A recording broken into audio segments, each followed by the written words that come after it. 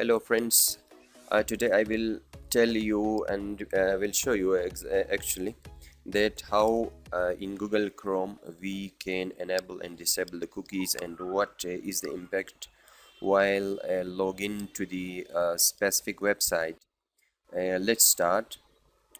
First of all, open Google Chrome, and in the default setting in my browser cookies are disabled, and let's check the impact of disabled cookies. For example, I want to log into the Facebook account.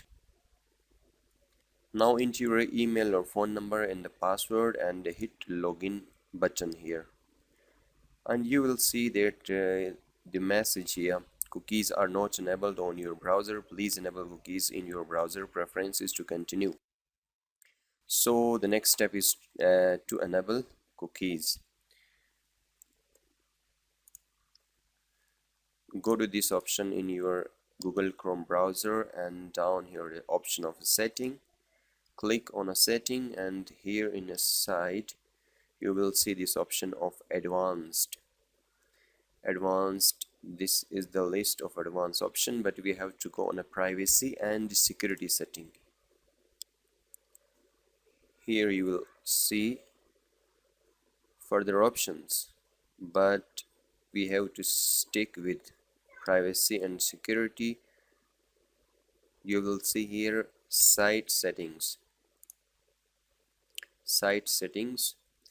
and here in site setting this is the option of cookies. By default this option is blocked. Now I am enabling this option, so cookies option is now enabled, and let's check again. You can refresh the page or continue with the same option. I am continuing from here onwards. Something went wrong, but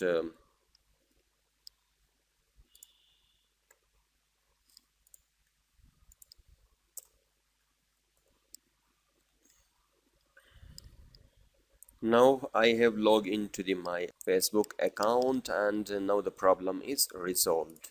Again, if you disable this option, then you will face the same problem while logging to the specific website.